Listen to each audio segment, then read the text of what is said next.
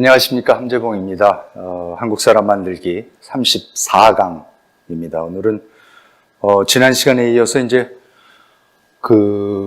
이 자강운동이, 청해 자강운동이 초반에 그렇게 놀라운 성과를 거두음에도 불구하고 왜 궁극적으로 실패할 수밖에 없었는가, 한번 오늘 이제 그 이유를 좀 살펴보는 시간이 되겠습니다.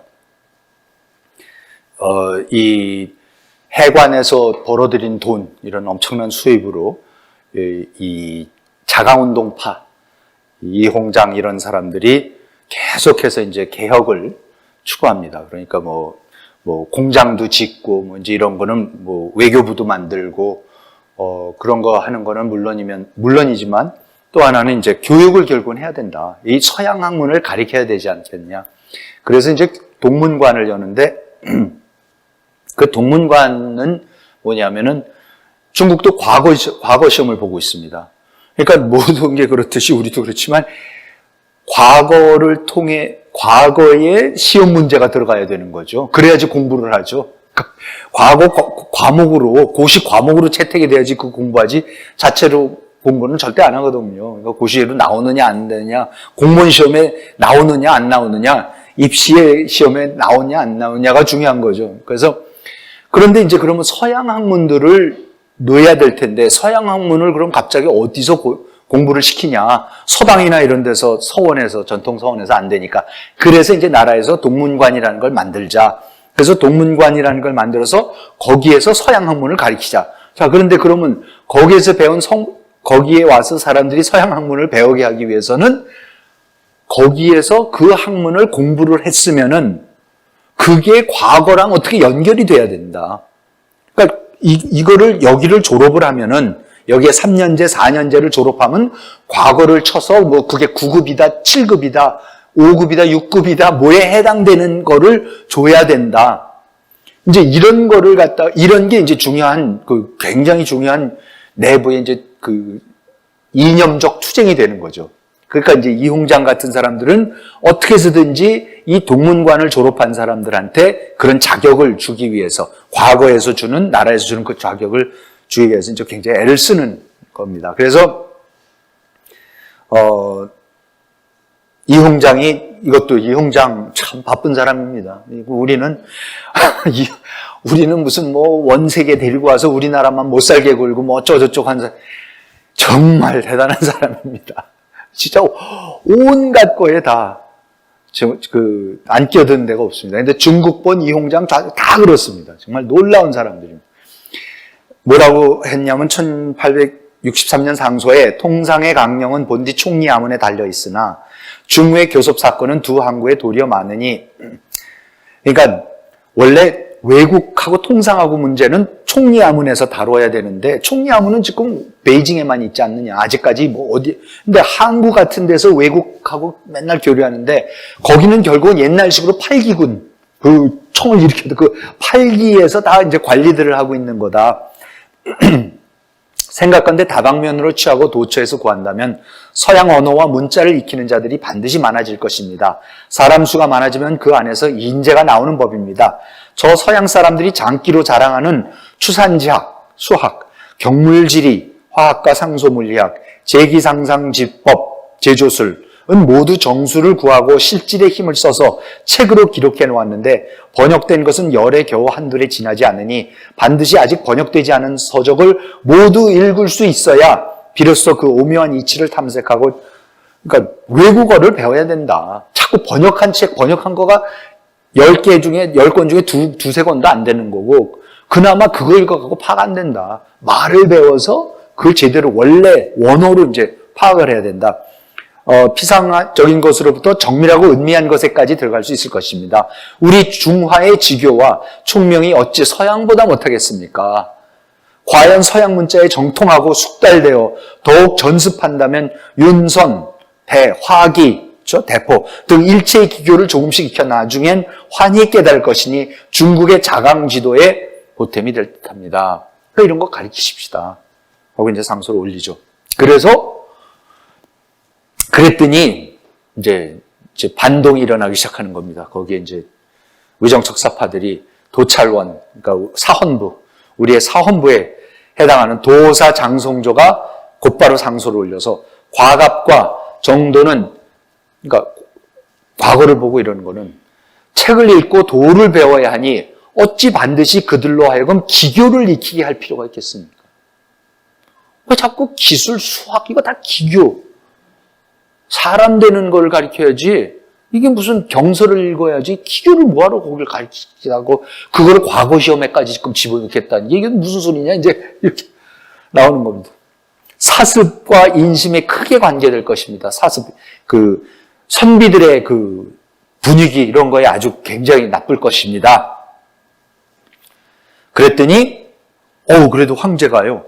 조정에서 돈문관을 설립하고 정도를 취하여 학습시킨 것은 천문산학은 유자가 마땅히 알아야 할 바라고 간주했기 때문이니 이를 기교라고 지목해서는 안 된다.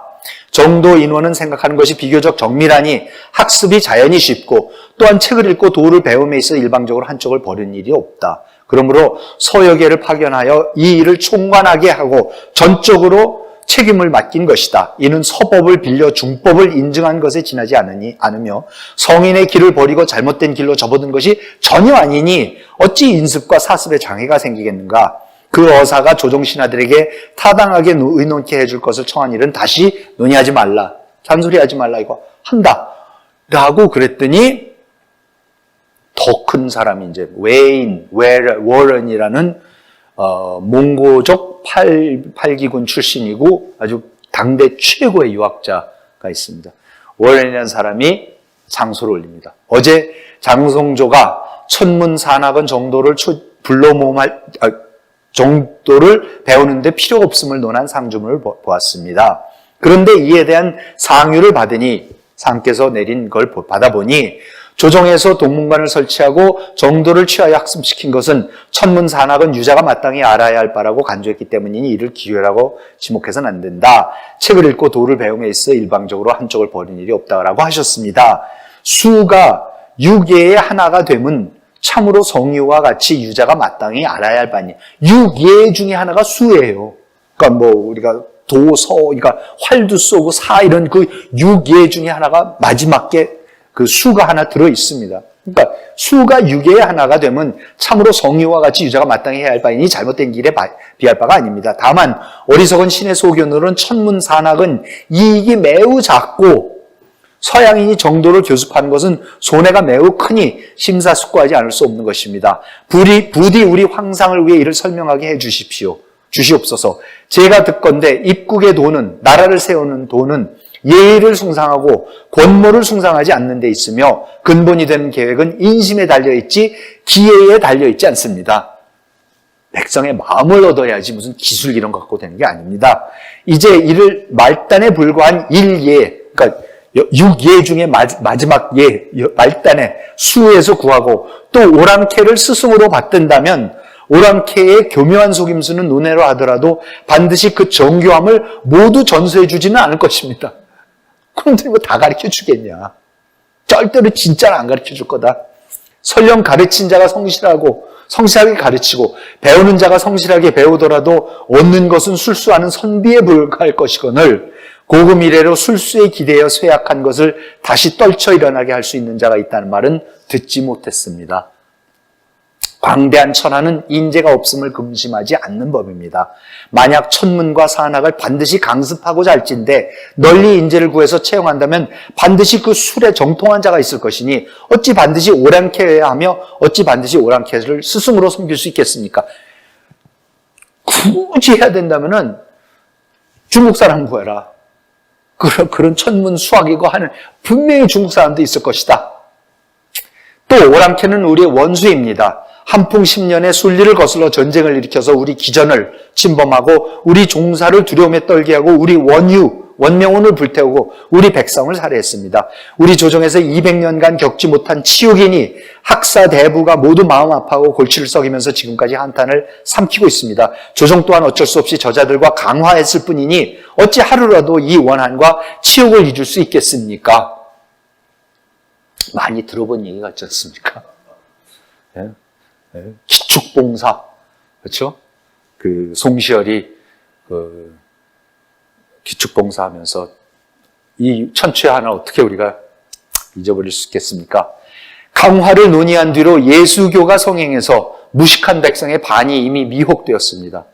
의지할 만한 독서하는 선비는 의리를 강명해서 혹 인심을 유지할 수 있지만 그래도 책이라도 읽고 하는 유학자들은 계속 유학책을 읽을 테니까 뭐 이런 예수교 이런 거에 흔들리지 않을 테지만 이제 다시 국가가 훗날의 쓰임을 위해 배양한 총명하고 준수한 자들을 모두 오랑캐를 따르게 한다면 정기가 이 때문에 펴지지 못하고 사기가 이로 인해 더욱 거세질 것이니 몇 년이 지나면 중국의 백성들을 모두 몰아다가 오랑캐에게 귀의시키기 전까지 그치지 않을 것입니다.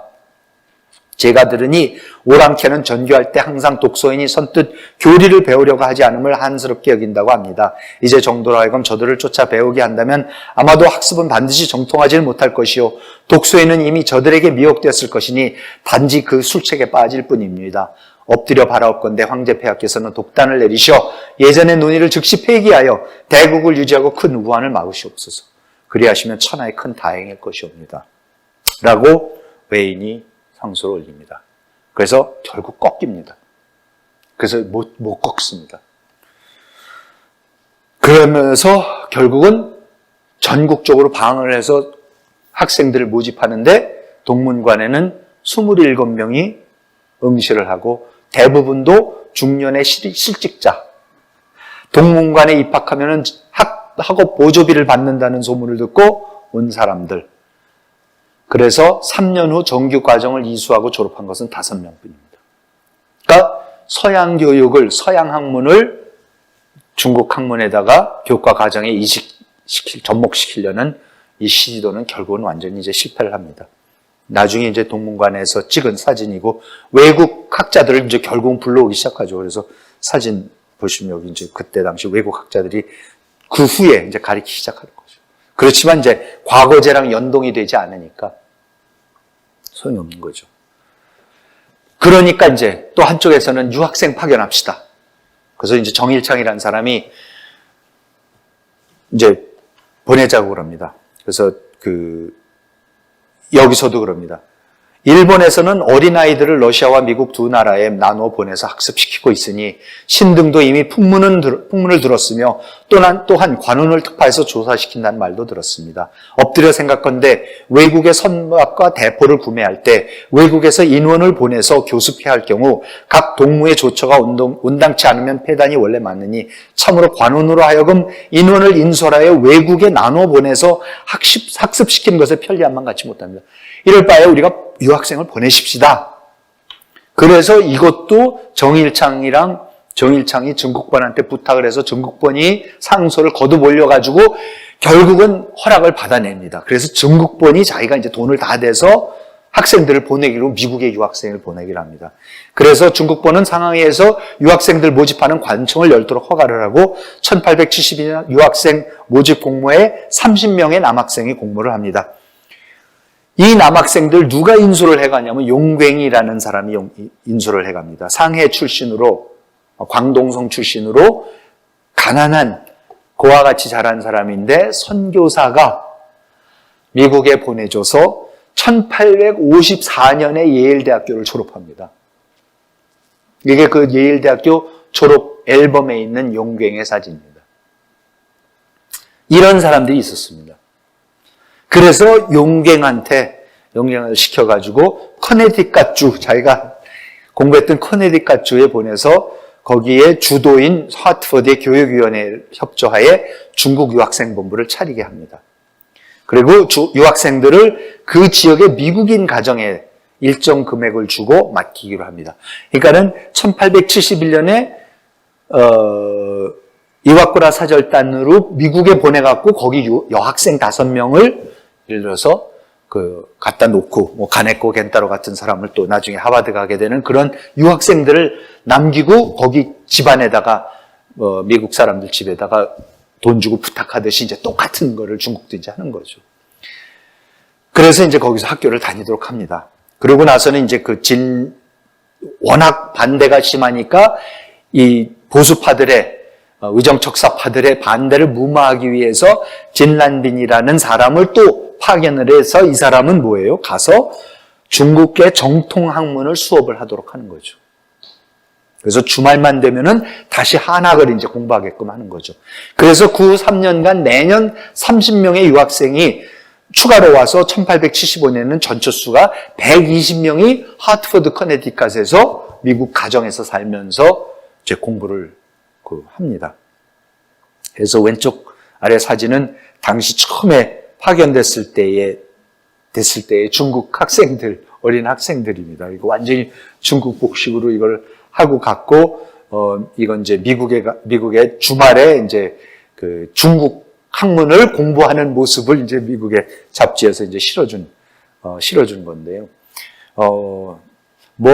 이해하시면 가면 갈수록 점점 아이들이 이제 미국화가 되죠. 그래서 이 Q 있는 거 이거 잘라버리고 미국식으로 자꾸 옷을 입고 머리를 두발을 하려고 그러고, 이제 영어가 더 편해지기 시작하고, 이제 이런 일들이 벌어지고, 용갱 선생님도 미국 여자랑 백인 여자랑 결혼을 합니다. 거기서 이제 그런 상황이 벌어지고 있는 거죠. 그런데 그래도 어쨌든 이 대단한 인적 자원이 될 수가 있었는데 어떻게 됩니까?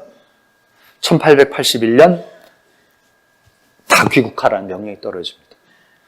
왜 그랬냐면 이건 이제 용갱의 착오였었던 거죠. 미국 정부가 이제 이때쯤 되니까 같은 학생들이 고등학교들을 다 졸업을 하기 시작을 해요. 그래서 고등학교를 졸업해서 대학을 갈 때가 됐는데 원래 목적이 뭡니까? 육군사관학교, 해군사학교에 지분을 했던 거예요. 근데 미국 정부 입장에서는 외국 학생들을 자기네 육군사관학교와 해군사관학교에 정규학생으로 받아줄 리가 없죠. 그래서 그게 안 된다 그러니까 보수파들이 그거 잘 됐다. 다 데리고 와. 그래서 다 소환을 시켜버립니다. 120명을. 그래서 81년 8월 샌프란시스코를 거쳐서 모두가 다 일제히 귀국을 합니다. 근데 귀국할 때에 그렇게 야구를 잘했대요. 그때부터. 그래가지고 야구팀이, 이 학생들 야구팀이 있어갖고 그렇게 가는 데마다 친선 경기를 했는데 샌프란시스코에서도 프로팀이랑 했는데 이겼대요. 그렇게 잘했대. 그런데 이 사진 제가 하나 가져온 거는 이게 뭐냐면은 거기에 있는 여기에 학생들이 이게 어디냐면 필립스 아카데미 앤도버. 미국의 아주 명문 중에 명문 보스턴에 있는 사립대학교입니다. 그러니까 조지 부시 대통령도 나오고 한 명문 사립학교인데 앤도버의 야구팀에 여기 오른쪽 끝에 앉아있는 친구가 그때 왔던 유학생이에요. 그래서 그렇게 공부들 잘하고 운동 잘하고 거기에서 영어 잘 배우고 그래서 다 했는데 대학도 못 가고 그냥 다 포기하고 중도에 돌아오도록 합니다. 이게 결국은 중국하고 일본의 차이. 그렇죠? 어떻게든지 미국에서 끝까지 사립대학이든 뭐든 무조건 대학 졸업하게 만들려는 게 일본 사람들이었던 거고, 여기서는 육사해서 못 가? 그럼 들어와. 그래서 그냥 철수를 시켜버립니다. 참 너무 아깝습니다. 이제 한계가 드러나기 시작을 하는 거죠. 자, 그런데 그 한계 중에서도 정말 대단한 중국이 뭐냐면 신장 얘기로 이제 돌아가는 겁니다. 신장이라는 데가 아까 말씀드린 대로 지금의 우리가 알고 있는 중국 이 지도, 지금 이게 중국 지도 아닙니까? 그렇죠? 이게 중국의 국경입니다. 이게. 그리고 이제 그 중에 신장이 있는 건데, 이 중국의 국경, 대만까지 포함한 이거는 완전히 청나라가 만든 겁니다. 청 이전의 명나라 때에는 여기에 반밖에 안 됐습니다. 그렇죠? 그 티베트고 신장 이런 거는 전혀 영토가 아니었었죠. 대만도 영토가 아니었었던 거고. 그랬던 나라를 지금 배 이상으로 키워놓은 게 소위 그 만주족의 여진족의 청입니다. 그런데 이제 그게 특히 신장이라는 이 지역이 완전히 복속이 되는 게 바로 요때인데, 이 신장이 중요한 게 이게 약간 확대된 그 지도를 잘 보실 수가 있는지 몰라도 지금 요게 이제 이 타크라마칸 사막, 그리고 오른쪽이 고비 사막, 남쪽이 곤륜산맥, 여기가 이제 천산산맥, 그 유명한 천산산맥입니다. 차마고도 나오고 하는 그 천산산맥인데, 그러니까 거대한 산맥 둘에다가 그 사막, 고비 사막하고 타크라마칸 사막 있는데 요 사이길이 이게 실크로드입니다. 그러니까 중국이 중앙아시아로 해서 인도로 해서 유럽으로 갈 수 있는 유일한 길목이 요 길목입니다. 그러니까 뭐 삼장법사가 뭘로 가고 하는 해초 스님이 가고 하는 게 전부 다 이쪽이죠. 그래서 요 길로 가는 거죠. 그러니까 요 길을 잡는 일로 모든 그 외부의 그 북적들이 쳐들어온 것도 일로 가는 거고, 당나라 군대가 고산지 장군이 그 중앙아시아를 갖다가 정복하러 나가는 길도 이 길이고, 그러니까 이 길이 아주 결정적으로 전략적으로 중요한 길이 됩니다. 그런데 그거를 끼고 있는 게 이제 신장이죠. 근데 그 신장에서 그 걸륭제 때에 강희제 때 시작해서 걸륭제 때 완전히 복속을 시켰는데, 이제 군대를 8기군을 보내서 완전히 군정을 펼치고 있었죠. 근데 그렇게 그 차별을 하고 이제 이슬람이다 그래갖고 그렇게 착취를 하고 약탈적인 행정을 폈답니다. 그래서 끊임없이 이슬람족들이 그때부터, 요새도 그렇죠. 그때부터 끊임없이 반란을 이제 일으키는 거예요. 그래서 반란이 일어나다 드디어 가장 크게 일어나는 게 야쿠백이라는 사람이 반란을 일으켜서 1865년에서 77년까지 이제 큰 반란을 일으키고, 이게 실제 그 당시에 야쿠백의 군대, 회군들, 그러니까 이슬람 군대들의 사진이고, 왼쪽은 이제 야쿠백 본인의 사진입니다. 그래서 그 지역을 차지하고서 이제 청 조정하고 이제 싸우기 시작을 하는 거죠. 독립하겠다고.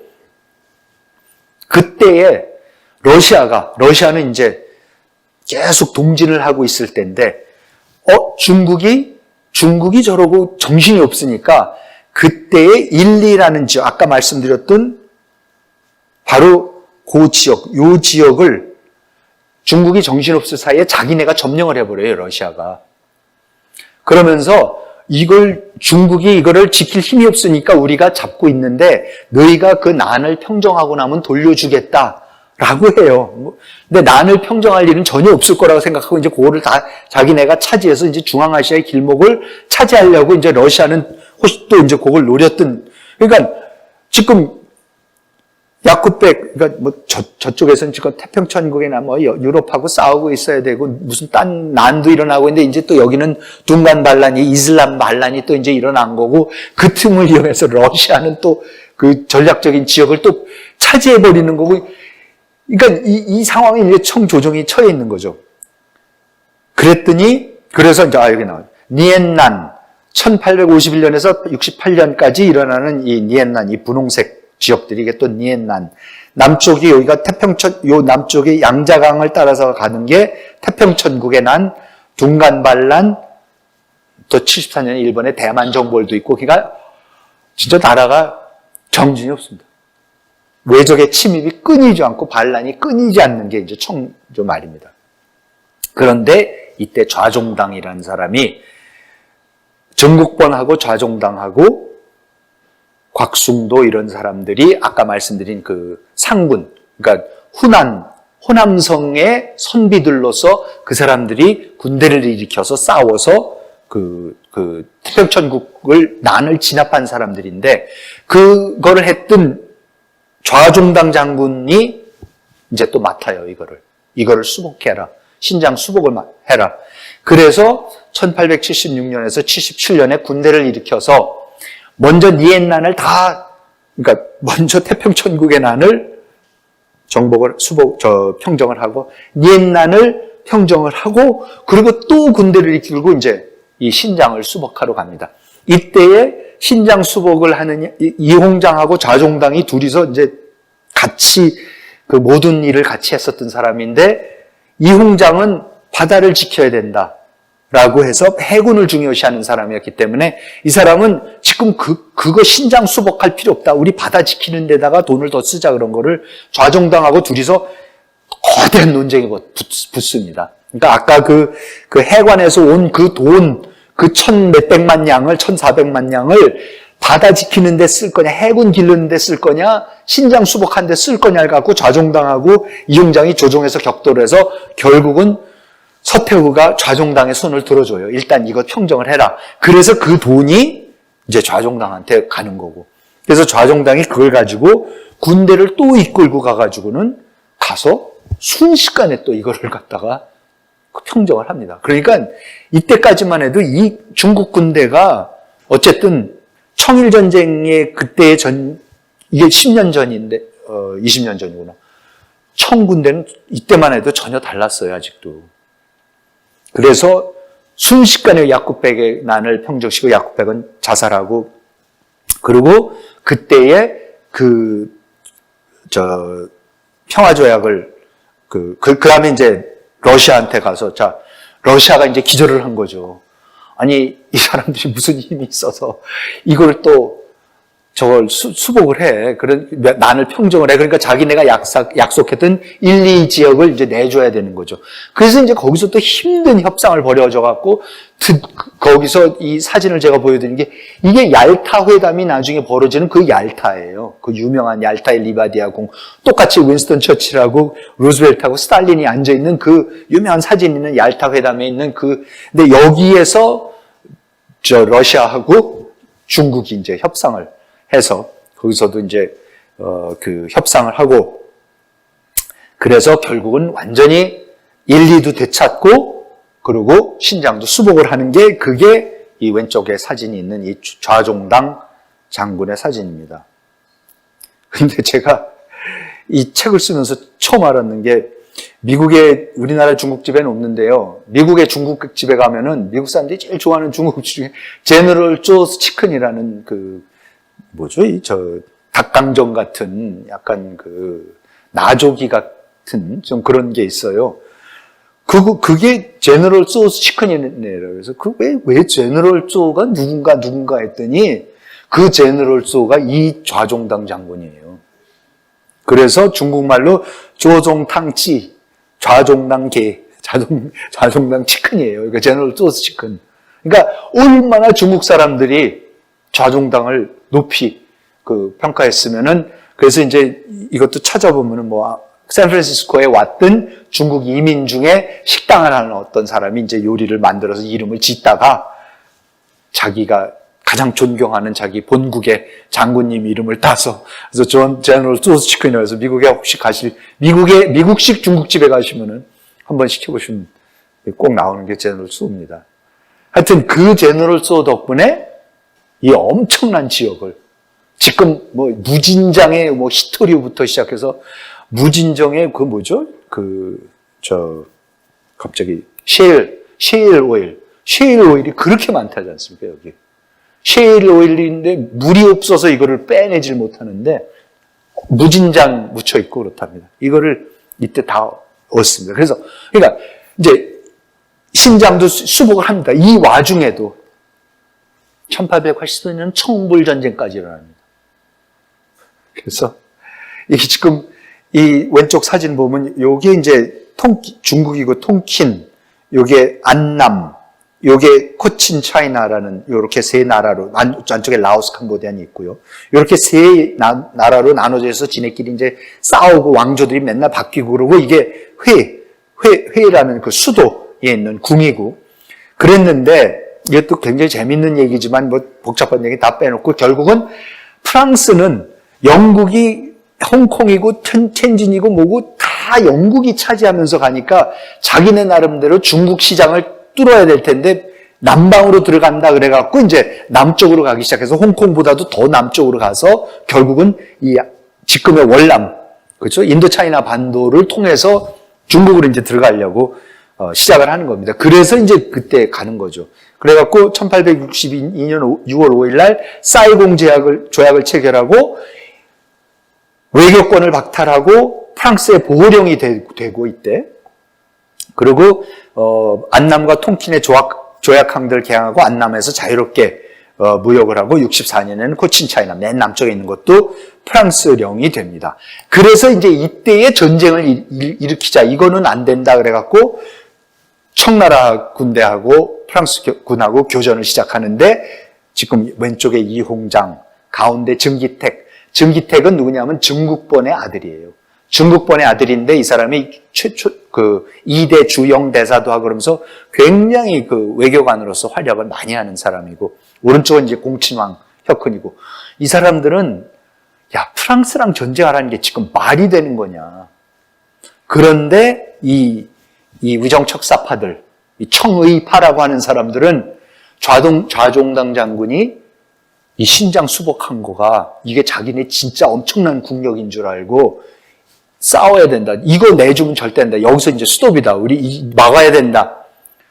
라고 해가지고 결국은 서태후가 그쪽 손을 들어줍니다. 이 사람들은 절대 전쟁하면 안 된다고 온갖 방식으로 다 막으려고 했던 상소와 편지와 이런 거 제가 책에 자세하게 적어놨으니까 나중에 한번 보시면 굉장히 재밌습니다. 역사가.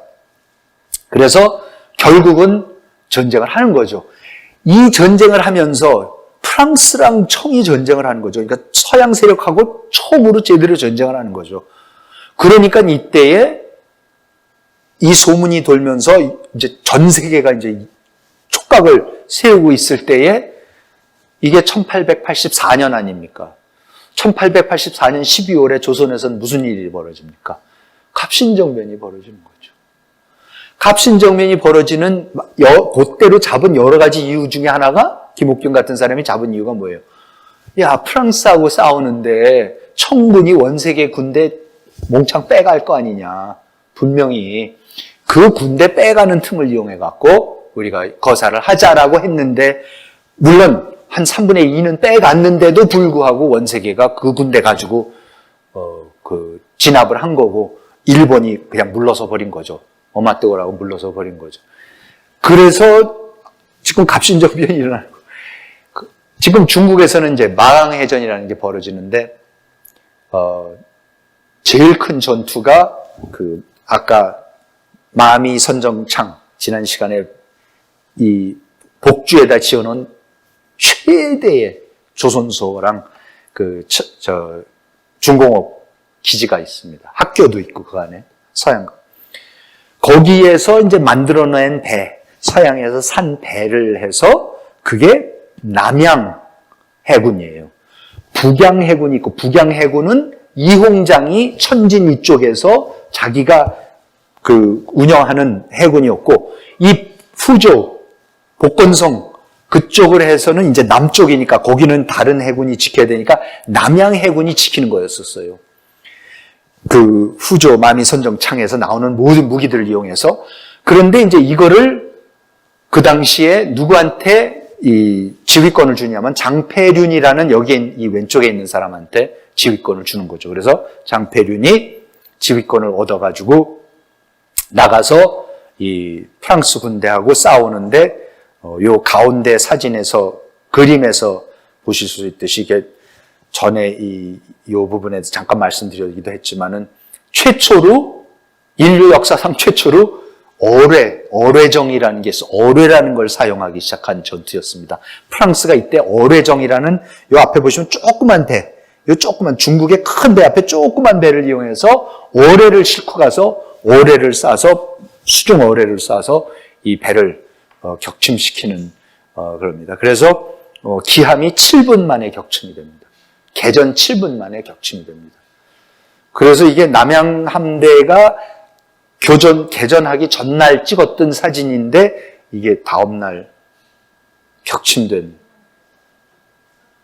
그래서 1시간 만에 그 함대가 전체가 격침이 됩니다. 없어져 버립니다.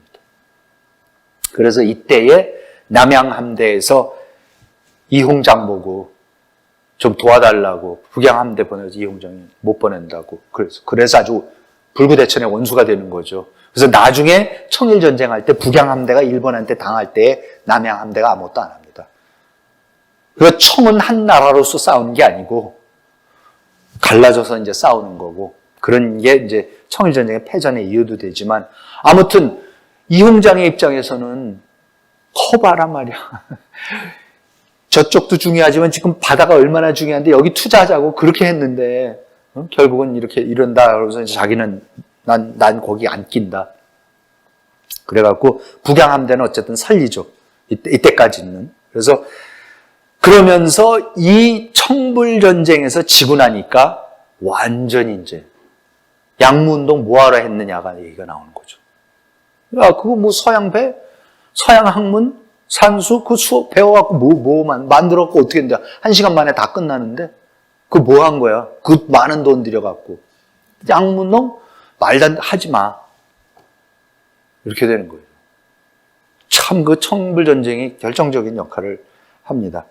이거 전에 말씀드렸나 모르겠다. 이 장폐륜이라는 사람이 그 전쟁에서 지고 나서 마강해전에서 1시간 만에 다 잃고 나서는 자기는 도망을 가요. 또 어디 저쪽 내륙으로 도망을 가가지고는 그 대신 보고서를 써가지고 보고서를 썼는데 보고서를 너무 기가 막힌 학자였어요. 학자는. 그래서 너무 유리한 걸로 이제 해전을 갖다 묘사를 해갖고 그게 조정해서 받아보고 처음에는 자기네가 이긴 줄 알았대요. 그래가지고 가만히 보니까 이긴 게 아닌 것 같은 거야. 그래서 그래갖고 나중에 이제 서태후가 불러가지고 저놈 당장 그래서 이제 내쫓아가지고 귀양을 보내가지고 이제 저 변방에서 가서 귀양을 살았어요. 근데 정말 기가 막힌 얘기가 그러고 나서 이제 몇 년 귀양을 살고서는 돌아와갖고 상해로 와가지고는 이홍장을 찾아가요. 근데 이홍장이 받아주는 것뿐만 아니라 이홍장의 사위가 돼요. 그러니까 뭔가가 굉장히 해전은 할 줄 몰랐는데 다른 거는 뭔가가 뛰어난. 그래서 장폐륜이 이제 사위가 되고 장폐륜이 낳은 이제 여러 형제들이 있고 미국에 이제 가고 그랬는데 그 중에 이제 아일린 장이라는 유명한 여류 작가가 있어요. 그래서 미국에서 있었던 그러니까 미국에 있는 그 동양 여류 작가 중에 이제 최초로 진짜 최고 수준에 오르고 그런 사람인데 그 사람이 쓴 책이 들어보시면 색계 Lost Caution이라는 책 그 영화도 있지 않습니까? 그거를 쓴 여자가 장폐륜의 딸이에요. 그러니까 역사라는 게요. 이렇게 먼 얘기 같지만 이렇게 하나 둘 건너면은 다 하는 사람이고 그래서 참 이거 들여다보면 굉장히 재밌습니다. 아무튼 그래서 이 장폐륜이라는 사람이 걸출한 사람이었던 거는 하여튼 확실합니다. 그래서 그런데 양무운동이 사실은 이렇게 해서 실패를 하지만 그 전에 여러 조짐이 있었던 거 몇 가지만 보여드릴게요. 중국에서는 철도를 못 지어요. 철도를 안 지어요. 굉장히 늦게까지. 청일전쟁에서 질 때까지 지면서부터 철도를 지키죠. 지금은 세계에서 철도 제일 잘 짓는 나라가 됐는데 고속철도 제일 많이 짓지 않습니까? 중국 최초의 철도는 1865년에 영국 상인들이 자금성의 선문 밖에 600m짜리 길이를 협계철로를 우선 놔요. 이게 기록상 최초의 이제 철로인데. 그래서 이제 청황실한테 보여주려고, 서태후한테 보여주려고. 그래서 쫙 깔아놓고 이제 서태후를 모시고 나와갖고, 이런 희한한 기계가 있습니다. 보십시오 해서 보여줬더니 서태후가 수심 해괴하기 그지없다. 그래서 그냥 해체시켜버려요. 1876년에 7월에 오송철로라는 것이 개설이 됩니다. 상해의 미국 조차지와 짜베이, 갑북구를 연결하는 그 철로인데 영국의 자딘 매스슨이 이제 부설을 하는 거죠. 그런데 청정부의 허가를 받지 않았다는 이유로 청정부가 철도를 운영권을 돈을 주고 사서 1877년 10월에 해체시켜버려요. 그런데 이유가 뭔지 아세요? 제일 큰 이유가 풍수를 해친다는 거예요. 네? 조상님들의 묘자리 이런 거예요. 많이 들어본 얘기 같지 않으세요? 네? 지금 최첨단 원자력 발전소가 뭐가 어떻다 그래갖고 그냥 해체시켜버리는 거 아니에요. 네? 수십 년 동안 투자했던 거 멍청 해체시켜버린 거죠. 환경 해친다 그래갖고. 남일 같지가 않습니다. 진짜. 이게 그 오송철로 개설할 때의 사진들입니다. 그래서 중국 사람들이 희한해갖고 그때 사진들이 많이 있습니다. 찾아보시오.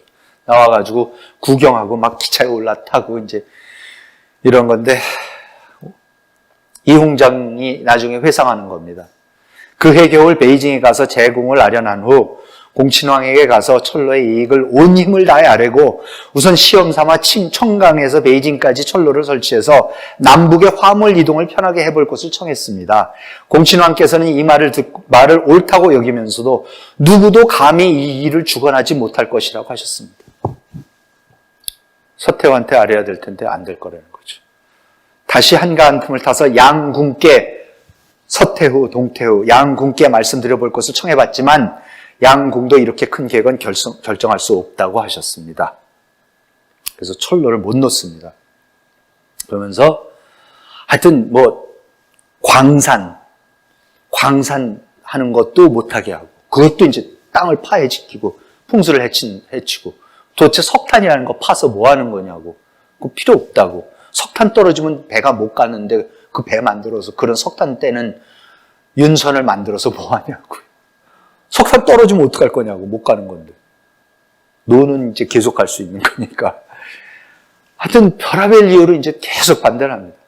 그래서 지금 옆에서 공친왕, 혁헌, 증국본, 이홍장, 마건중, 정일창, 좌종당 이런 사람들은 계속해서 개혁을 이제 해서 아까 말씀드린 대로 부분적으로 그런 성공들을 놀라운 성공들을 거둠에도 불구하고 조정의 감찰을 맡았던 조차론 아까 사헌부 이런 데서는 이 사람들을 계속해서 소인배라고 부르면서 공격을 합니다. 그래서 정일창은 아까 그 미국 유학생 보내야 된다 그러고 후젠의 그 마미 선정창 직구 이런 데 결정적인 역할을 했던 사람인데 다 후젠 순무를 마지막으로 1878년에 55살 나이에 그냥 낙향해버립니다.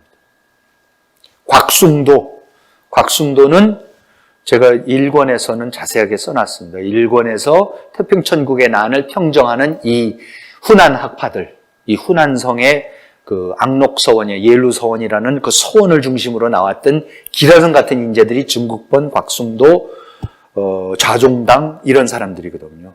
그 사람들이 일어나서 태평천국의 난을 저걸 하고 평정을 하고서 양무운동을 서태후하고 공친왕을 보위하면서 양무운동을 일으켰던 그 사람들인데 그 곽숭도는 실제로 증국본이 정부로부터 의병 일으키라고 이걸 받았는데 그때 부친상이었었어요. 모친상이었었어요. 그래서 모친상이어서 자기 못 간다 그랬던 거를 곽숭도가 증국본 아버지한테 가서 아버지 모친상도 좋지만 지금 나라가 위험한데 아들 좀 보내라고. 그래서 증국본이 갑니다. 그래서 그 상군을 일으키는 계기를. 굉장히 중요한 역할을 하는 사람이고 이 사람이 76년에 초대 주영공사로 부임을 합니다. 그래서 그러니까 부임하자마자 청해 보수파들은 그들 성인의 날을 따라 양귀, 서양 귀신들의 수하로 들어갔다고 비판을 하고 고향 사람들을 그를 동네 수치라고 해서 그의 집을 부수려고 하고 양무운동과 근대식 외교의 필요성을 논하는 책을 쓰고자 했으나 보수파의 비난이 무서워서 포기를 해버립니다. 1877년에 서구 문명을 칭송하는 내용이 담긴 그의 일기가 총리야문에서 출판되지만 보수파의 공격이 심해지니까 조정은 결국 책의 목판까지 모두 파괴해버립니다. 여기 오른쪽이 곽숭도 사진입니다. 런던에 부임하여서 서양의 과학기술과 정치제도, 교육제도를 칭송하는 보고서들을 보내니까 총조와 중화문명의 배신자로 탄핵을 당하고, 그래서 결국은 1878년에 영국에서 귀국해서 79년에 그냥 낙향해버립니다. 자, 그러면 이게 왜 실패했는가? 그러니까 양무운동파가 주창한 이론이 중체서역론, 그렇죠?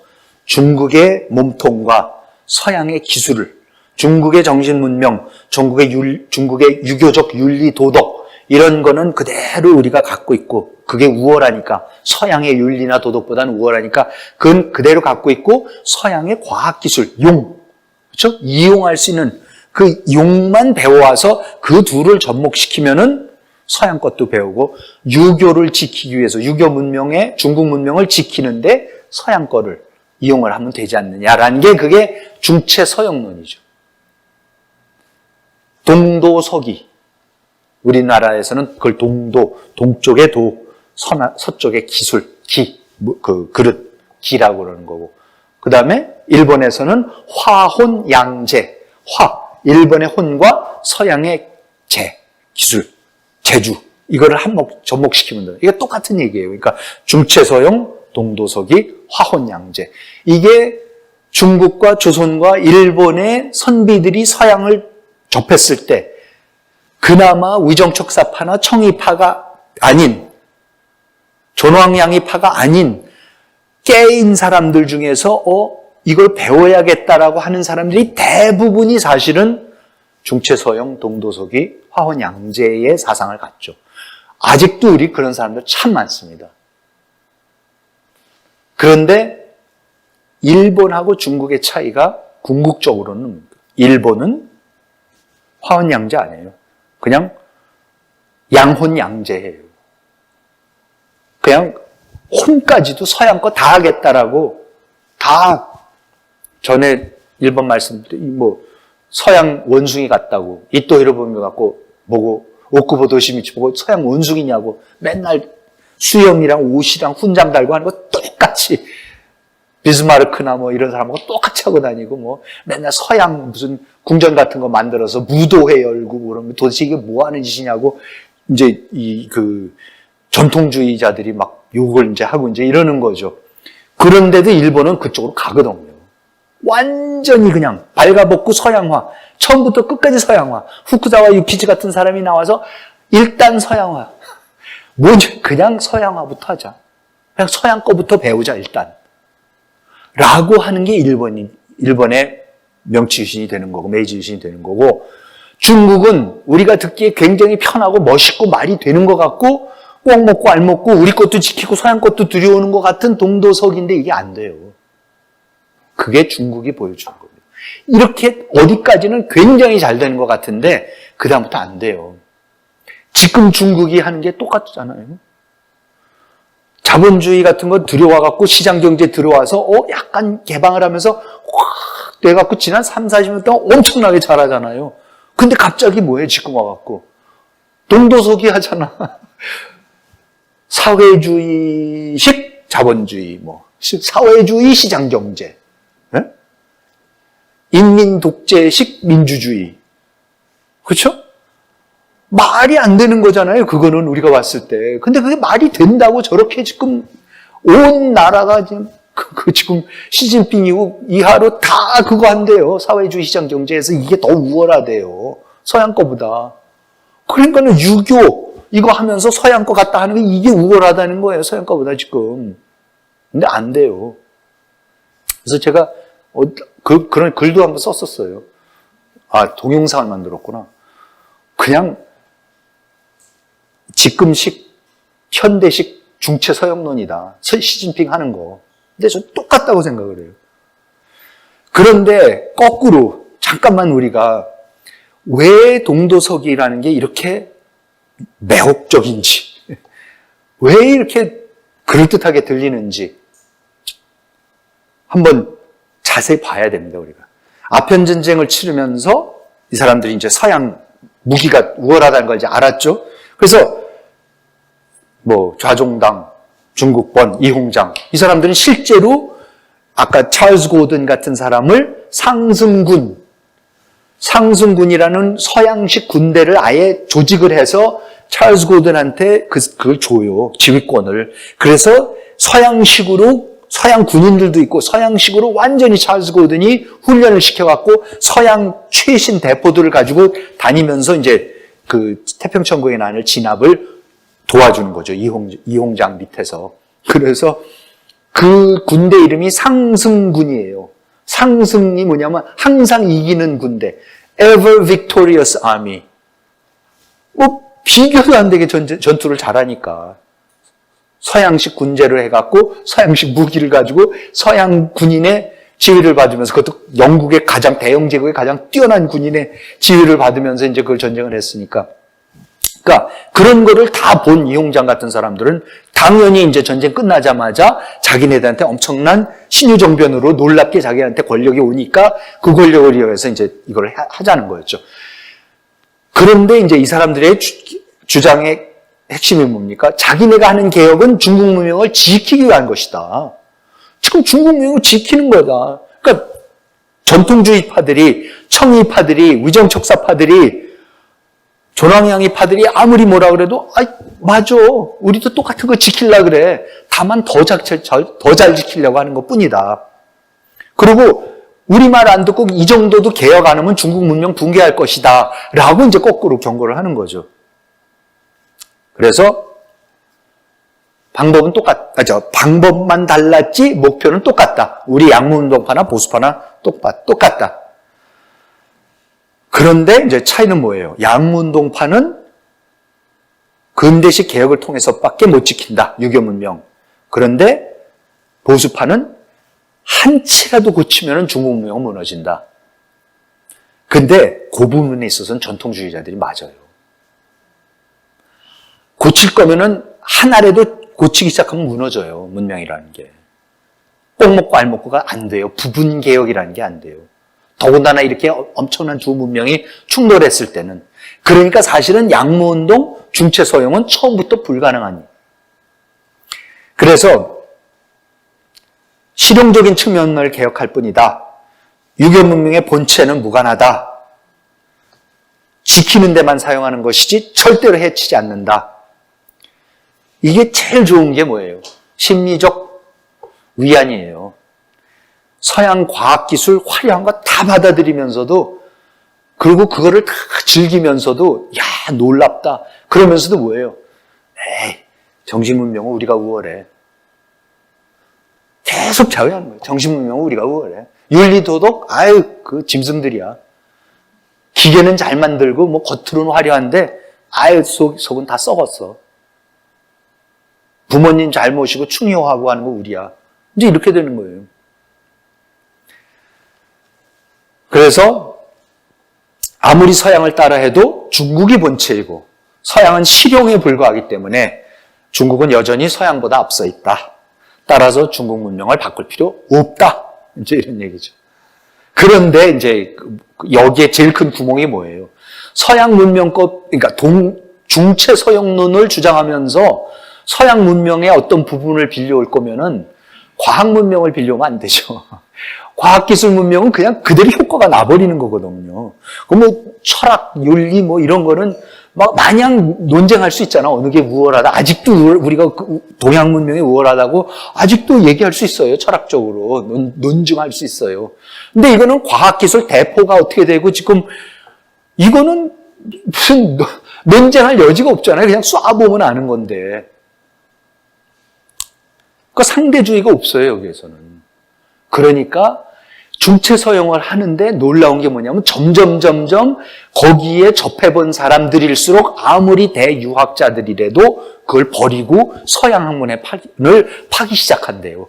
그러니까는 더 놀라는 거예요, 이제 정통파들은. 아니 저렇게 배운 사람이 어떻게 가서 저 정도를 보고서는 거기에 또 홀딱 빠져서 아예 과거 시험 봐갖고 한림 학사가 된 건 하나도 자랑스럽게 여기지 않으면서 서양의 과학 기술을 이거를 더 배우려고 한다는 거예요. 이런 놀라운 일들이 벌어진다. 그래서 결국은 반동적 심리적 기제로 전락을 해버릴 수 없어요. 제가 좋아하는 중국 사상, 그러니까 중국 하는 학자 중에 조세프 레벤슨이라고 버클리 대학에 있던 분인데 50년대에 요절을 했어요. 근데 그 양반이 남긴 책이 있는데 진짜 중국학의 모차르트라고 정말 글의 영어의 유려함인데 그 영어의 유려함이 중국 문명에 대한 놀라운 이해를 가지고 썼기 때문에 이제 중국 철학 이런 걸 썼는데 근세사를 썼는데 Modern Transformation of Confucian China라는 이렇게 두꺼운 책인데 거기에서 이 양반이 한 얘기가 굉장히 우리한테도 중요한 얘기고 이 문제를 핵심적으로 하는 건데 중국에서 유교가 힘을 잃기 시작할 때가 언제냐? 중국의 학자들이 유교를 받아들이는 이유가 유교가 보편타당한 윤리체계, 사상체계이기 때문에 가장 우월한 체계이기 때문에 누구한테나 다 적용이 돼야 되는 전 세계 누구한테나 적용이 될 수 있는 윤리한 보편타당한 체계 때문에 받아들인다고 그렇기 때문에 받아들인다고 하지 않고 이게 중국 거니까 지키겠다고 하는 순간부터 무너졌대요. 전 굉장히 이거 중요한 것 같아요. 우리 거니까 지킨다라는 건 아무 소용이 없는 거예요, 여러분. 우리 거가 중요한 게 아니라 이게 보편 타당한 거냐. 나한테만 중요한 게 아니라 내가 봤을 때만 좋은 게 아니라 이거는 내가 누구한테 가져가도 이거는 효도가 중요하면은 한국 사람만 효도합니까? 아니죠. 남한테도 미국 사람한테도 야 효도해라 라고 할 수 있어야지 그게 보편타당한 얘기지 그냥 우리 거라고 해서 지킨다? 그 순간에 뭐예요? 이거는 그냥 심리적 위안만 주는 기제로 전락해버린다는 얘기예요. 굉장히 중요한 우리 사회에서 아직도 그냥 우리 게 좋은 거야 라고 그러잖아요. 그냥 우리 거니까 좋은 거라 그러잖아요. 그게 아니에요. 보편타당하냐. 내가 이거를 정말로 내가 갖고 있는 어떤 가치가 있으면은 이건 내가 아무한테나 스스럼 없이 이게 미국을 가든 중동을 가든 아프리카를 가든 동남아시아를 가든 어디를 가든 나는 이거는 맞다라고 자신 있게 얘기를 할 수 있는 거를 내가 지키는 거지. 사람이 당신들은 사용 그런데 중국이나 북한이나 전부 다 뭐예요? 우리 식대로 한다는 거 아니에요. 우리 식대로 한다는 거예요. 네? 중국식, 중국 특색의 사회주의를 하는데 그런 게 어디 있어? 그럼 사회주의면 사회주의고 시장경제면 시장경제고 민주주의면 민주주의지 한국적 민주주의가 말이 안 된다 그랬잖아요. 우리가 옛날에. 그럼 민주주의면 민주주의예요. 시장주의면 시장주의예요. 그런 게 유교면 유교지 그 유교를 지키는 게 중국 거다 지금 어디 거다 얘기할 얘기가 아니죠. 중국은 유교가 그게 공자가 중국 사람이냐 한국 사람이냐 우리 맨날 그런 거 갖고 요새도 아직도 이 민족주의자들이 그런 거 갖고 싸우잖아요. 산동반도가 원래는 신라에 뭐였었고 이상한 소리들을 하면서 그 한국 사람이었으면 뭐고 무슨 상관이 있습니까? 그게 보편타당한 윤리냐라고 생각하느냐 아니냐가 중요한 거죠. 그래서 결국은 유교는 더 이상 실생활에서 유용한 보편적인 가치나 문화의 역할을 하지 못하는 대신 전통, 변치 않은 중국 문명의 핵심으로 재해석되면서 서양 문명에 굴복할 수 없다는 반동적 리액셔너리 심리적 기제로 전락하고 맙니다. 근데 마지막으로 그러니까 외인이 맞았어요. 할 거면은 일본같이 완전히 바꾸든지 아니면은 건드리면 안 돼요.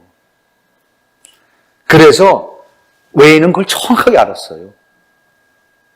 서구 문명이 확산될수록 중국 문명을 지켜야 하는 이유가 보편타당해서가 아니라 중국적이기 때문이라는 이 옹색한 변명밖에 할 수 없게 된다는 것을 아는 거죠, 이 사람은.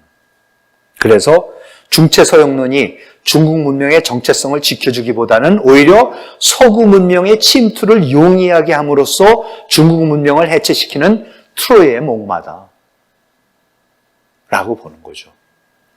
그러니까 우리가 근대화를 한다? 꼭 먹고 알 먹고 양다리 걸치고 동도서기, 중체서용, 화헌양제 이런 거 없습니다. 하나, 둘 중에 하나입니다. 일본은 글로 갔고요. 우리는 거의 결정을 안 했고 어디로 갈지. 중국은 반만 가본다고 그래도 했던 거고, 그런데 여실하게 실패하는 걸 이제 보여준 거죠. 그러니까 때때로 지금 중국에서 일어나는 현상, 일본에도 가끔 그런 게 일어나고 우리도 항상 일어나요. 야, 이거는 우리 거 지켜야 된다라는.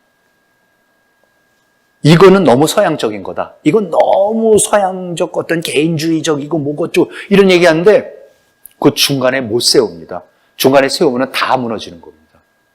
그게 중국의 자강운동이 보여주는 그렇게 성공적이었고 그렇게 화려하게 나라를 다시 일으키는 것 같은 데도 불구하고 10년 지나기 시작하니까는 그 한계를 여지없이 노정을 시키면서 결국은 청조가 망할 수밖에 없는 그 역사가 우리한테 주는 교훈을 우리가 잘 새겨야지 지금 현재 우리 주위에서 벌어진 상황에 대한 이해도 훨씬 더 깊이 도모할 수 있다고 생각을 합니다. 오늘 여기까지 강의 마치도록 하겠습니다. 시청해 주셔서 감사합니다.